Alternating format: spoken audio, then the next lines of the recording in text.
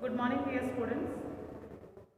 मोहता महाविद्यालय की BA part third home science की क्लास में आप सभी बच्चों का स्वागत है।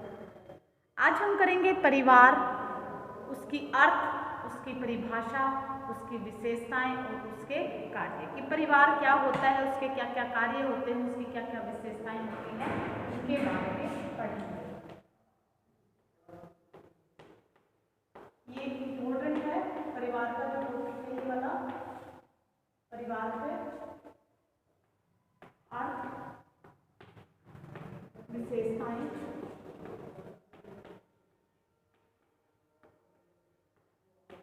और कार्य, ये करेंगे। सबसे पहले परिवार की बात करते हैं कि परिवार किसे कहते हैं।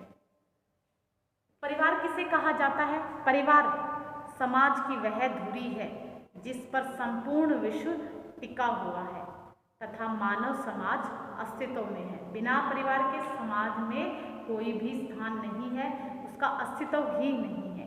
परिवार समाज की अत्यंत ही आवश्यक, महत्वपूर्ण, आधारीय, प्राथमिक इकाई है। किसी भी समाज की रचना का मुख्य आधार वो परिवार ही होता है।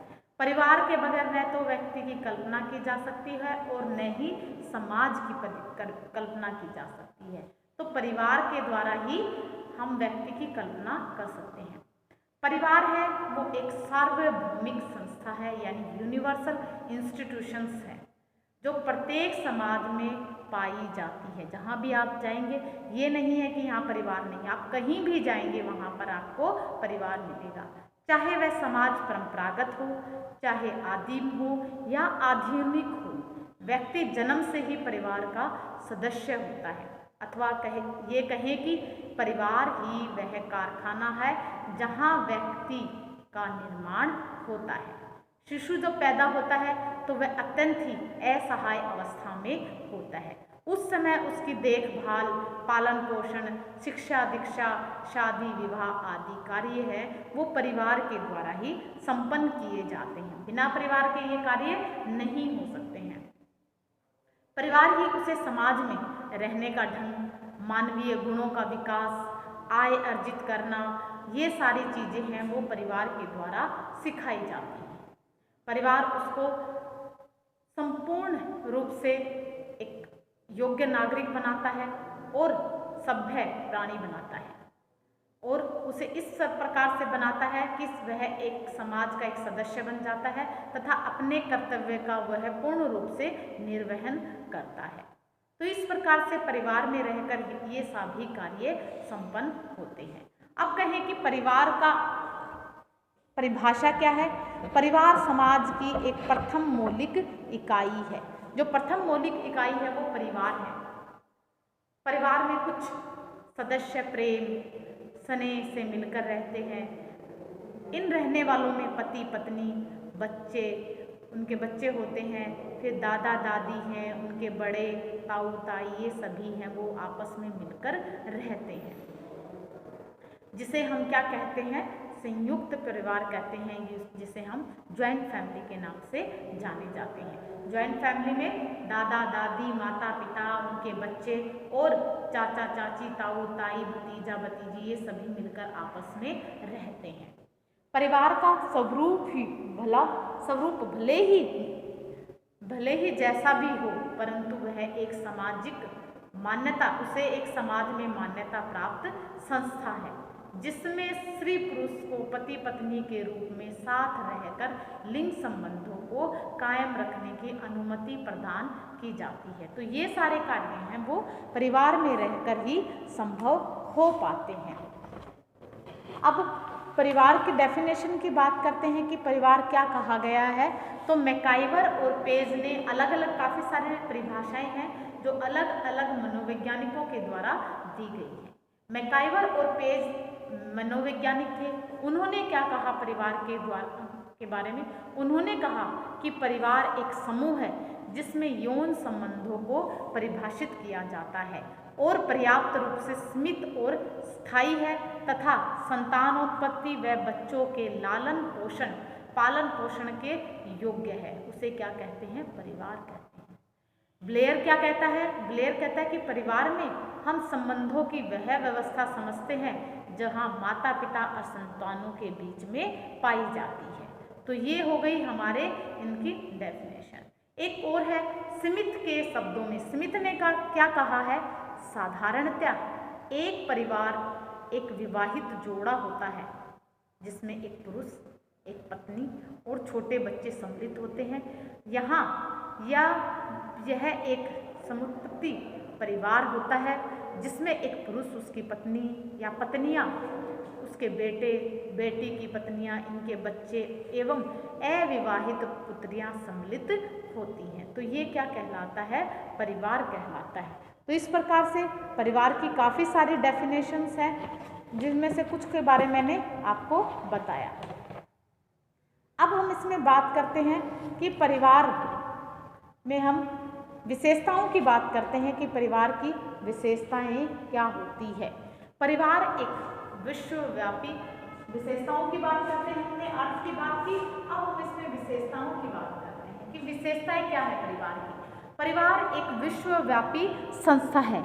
यह विश्व के प्रत्येक समाज में प्रत्येक स्थान पर पाया जाता है। इसकी रचना एवं स्वरूप है वो भिन्न भिन्न हो सकती है। भिन्न भिन्न परिवारों की भिन्न भिन्न आकृति, स्वरूप और कुछ विशेषताएं ऐसी होती हैं जो सभी प्रत्येक समाज, प्रत्येक नागरिक की अलग अलग विशेषताएं होती हैं। तो सबसे पहले जो विशेषता होती है कि परिवार एक क्या है? सार्वभौमिक है।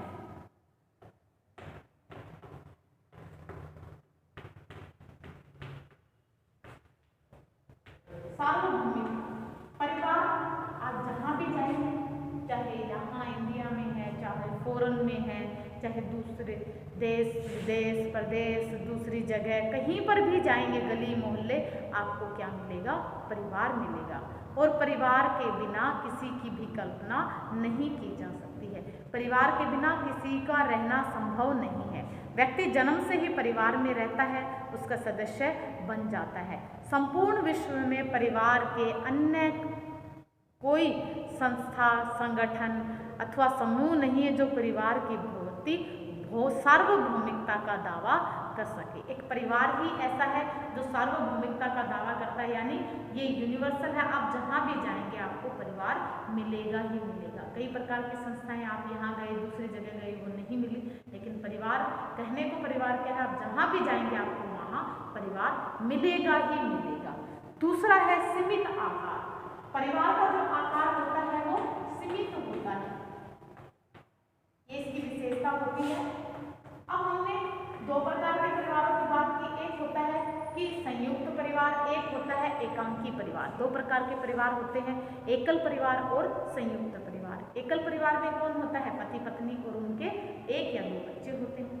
यही अगर संयुक्त परिवार की बात की जाए तो वहाँ पति पत्नी, उनके बच्चे, उनके माता पिता, दादा यानी माता पिता हो गए, उनके चाचा चाची, दादा दादी, ताऊ ताई, ये सभी उस परिवार के अंदर रहते हैं। तो वो इस प्रकार का जो परिवार होता है वो संयुक्त परिवार होता है, जिसका आकार थोड़ा बड़ा होता है। कहने का क्या है कि आकार है वो सीमित है, उसमें 4 लोग हैं, 5 लोग हैं, 10 लोग हैं, 11 लोग हैं, इतने ही लोग होते हैं, उससे ज़्यादा इनका आकार नहीं होता है। 20-25 से अधिक सदस्य हैं वो परिवार के अंदर नहीं पाए जाते हैं, और वो एक दूसरे से रक्त के संबंधों से जुड़े होते हैं। जो रक्त के संबंधों से जुड़े होते हैं वही क्या कहलाता है? परिवार कहलाता है। अब ये कहें कि हाँ ये भी मेरे घर रहता है, ये भी मेरे घर रहता है, ये भी, तो ऐसा नहीं होगा। वो परिवार के अंदर किसको सम्मिलित किया जाता है? जहाँ लोग आपस में रक्त के संबंधों के द्वारा जुड़े होते हैं, वो परिवार कहलाता है। अगला आ जाएगा भावनात्मक संबंध।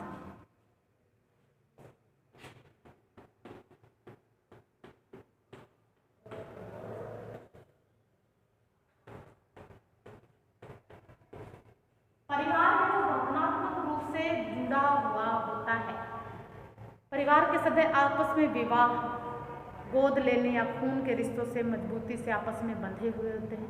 उनमें भावनात्मक संबंध है वो कूट कूट कर भरा रहता है। परिवार के सदस्यों में पारस्परिक लगाव है, सहानुभूति है, वो सेवा भाव की भावना होती है। परिवार में आप देखते हैं कि जैसे कि किसी को दूर जाना है, कमाने के लिए जाना है, तो आप देखते हैं वो छोड़कर जाता है तो कितना दुख होता है। और जब हम वापस आते हैं, उस जगह को छोड़कर अपने घर में वापस आते हैं, तो हमें एक अलग ही सुख की अनुभूति होती है। तो ये क्या होता है, हमारा जो परिवार के साथ एक प्रकार का लगाव होता है, भावनात्मक संबंध होता है। जो भावनात्मक लगाव है वो परिवार के साथ हमारा जुड़ा रहता है, जो दूर रहकर भी हमसे दूर नहीं हो पाते हैं। तो ये क्या है, परिवार की विशेषता होती है कि परिवार में हम भावनात्मक रूप से जुड़े हुए होते हैं। अगला आता है रचनात्मक प्रभाव।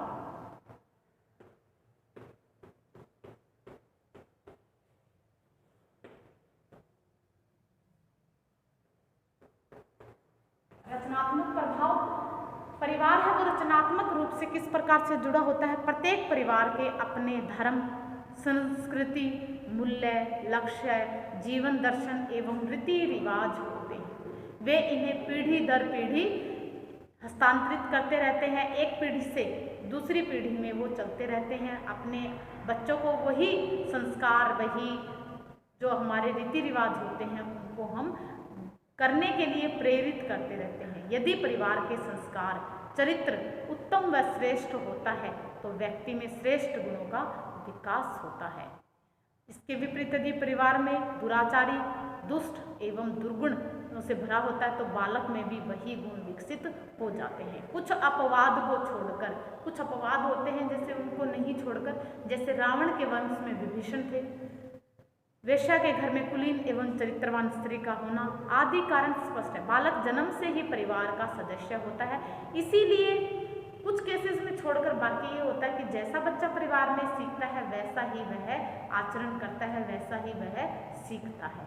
तो ये हो गए परिवार में रचनात्मक प्रभाव होते हैं।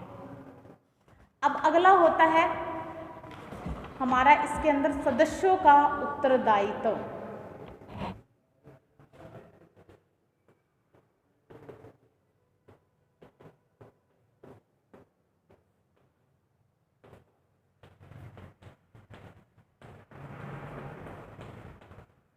सदस्यों का उत्तरदायित्व, इसमें क्या होता है कि सभी जितने भी सदस्य होते हैं परिवार के सदस्य, प्रत्येक सदस्य को अपने कर्तव्य व उत्तरदायित्व का निर्वहन करना पड़ता है और वो निस्वार्थ भाव से परिवार की सेवा करते रहते हैं।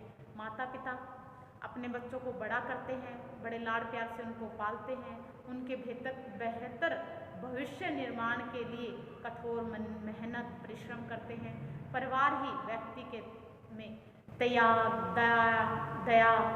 प्रेम, सहानुभूति, करुणा इत्यादि गुण है वो उसको सिखाता है। परिवार ही क्या करता है, व्यक्ति इन गुणों को अपनाकर अपने जीवन में सुखद रास्ते पर चलता है। वे परस्पर एक दूसरे को सहयोग करते हैं। इस संदर्भ में मैकाइवर क्या कहते हैं, मैकाइवर कहते हैं कि संकट काल में व्यक्ति देश के लिए कार्य करता है, युद्ध लड़ता है और शहीद हो जाता है, लेकिन परिवार के लिए तो वह जीवन पर्यंत परिश्रम करता रहता है। तो कहने का तात्पर्य है कि हम जैसे बॉर्डर पे हैं, लड़ते हैं एक बार के लिए ठीक है, लेकिन परिवार में रहकर वो लगातार जब तक जीता है तब तक लाइफ टाइम तक वो प्रयत्न करता ही रहता है। वर्तमान युग में व्यक्ति काफ़ी संवेदनशील हो गया है। वह न केवल अपने जीते जी अपने परिवार का भला चाहता है, अपितु अपने मरने के पश्चात भी ऐसी व्यवस्था करता है ताकि परिवार के सदस्य सुखपूर्ण जीवन जी सके। फिर आता है सामाजिक संरचना में केंद्रीय स्थिति।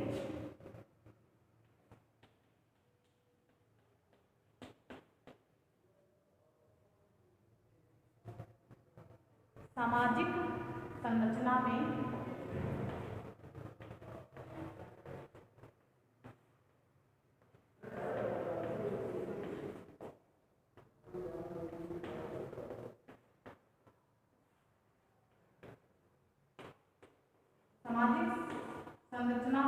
केंद्रीय स्थिति। परिवार समाज की अत्यंत ही महत्वपूर्ण इकाई है। इसी पर न केवल समाज का बल्कि संपूर्ण विश्व का अस्तित्व टिका हुआ है। यह समाज के स्वरूप को निर्धारित करने वाली सबसे सशक्त एवं प्रभावी संस्था है। यद्यपि समाज में व्यस्तम एवं भागदौड़ वाली जिंदगी में परिवार के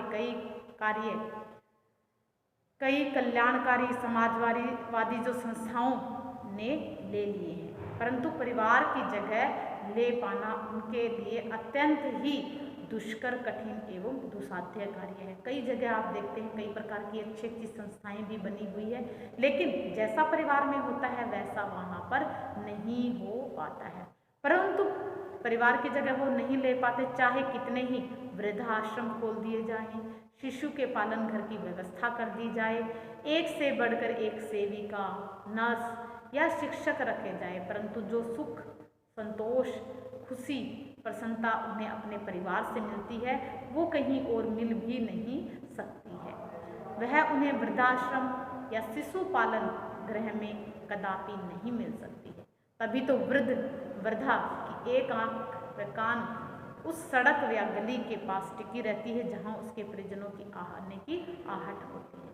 रोता हुआ बालक अपनी माँ की छाती से लिपटकर चुप हो जाता है और वह माता के आंचल में दुनिया के सभी सुखों को पा लेता है। तो इसी प्रकार से जो सुख आनंद परिवार में मिलता है वो कहीं और नहीं मिल पाता है।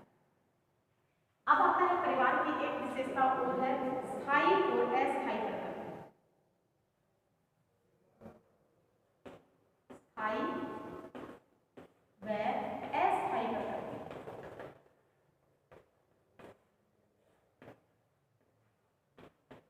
स्थायी व अस्थायी प्रकृति। परिवार की जो प्रकृति है, परिवार एक संस्था के रूप में स्थायी है क्योंकि पीढ़ी दर पीढ़ी ये चलती रहती है। मानव समाज के विकास के लिए साथ ही परिवार का नाम आता है और यह परिवार नाम की संस्था कभी समाप्त ही नहीं होती है, यह लगातार चलती रहती है। तो ये संस्था है वो लगातार कार्य करती रहती है। अब आप देखते हैं कि जो परिवार है, परिवार में कौन कौन रहता है। जैसे कि मानव सभ्यता के विकास के साथ ही परिवार का नाम आता है और परिवार नाम ही संस्था कभी समाप्त नहीं होती और न ही होने वाली संस्था है। हाँ, इसके प्रत्येक सदस्य परिवर्तित होते रहते हैं। परिवार के एक शिशु का जन्म होता है और वो बड़े बूढ़ों की मृत्यु हो जाती है और वही छोटे बच्चे हैं वो बड़े हो जाते हैं, उनकी शादी हो जाती है और वो फिर से दोबारा बूढ़े हो जाते हैं। तो इस प्रकार से परिवार है वो एक स्थायी और अस्थायी प्रकृति होती, लगातार चलती रहती है। समिति के रूप में परिवार अस्थायी है। पति पत्नी में किसी एक की मृत्यु की हो जाती है तो वह समिति टूट जाती है। तलाक, कलह, क्लेश की स्थिति में ये समिति को तोड़ देती है। सामाजिक नियंत्रण एक और है इसके अंदर, सामाजिक नियंत्रण।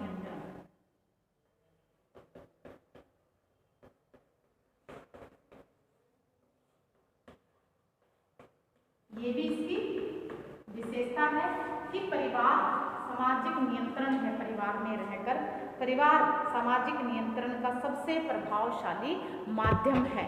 प्रत्येक परिवार में अपने अपने रीति रिवाज, परंपराएं, जन रीतियाँ, नियम व कानून है वो चलते हैं। इसके विपरीत कार्य करना अथवा उनको भंग करना या नहीं मानना प्रत्येक व्यक्ति के लिए संभव नहीं होता है। परिवार इन्हें पीढ़ी दर पीढ़ी हस्तांतरित करता रहता है और जिससे सामाजिक नियंत्रण है वो बना रहता है। समाज में रहकर ही जो बच्चे बुरे रास्ते पर चलने लग जाते हैं उनका कंट्रोल कर लेते हैं। अच्छे और बुरे का भला, अच्छा भला बुरा उनको सब बताया जाता है। तो ये जो कंट्रोल है वो समाज में रहकर ही होता है। किसी भी व्यक्ति में इतनी हिम्मत नहीं होती कि वह परिवार द्वारा बनाए हुए नियमों को तोड़ दे। यदि वह ऐसा करता तो परिवार की काफ़ी बदनामी होती है।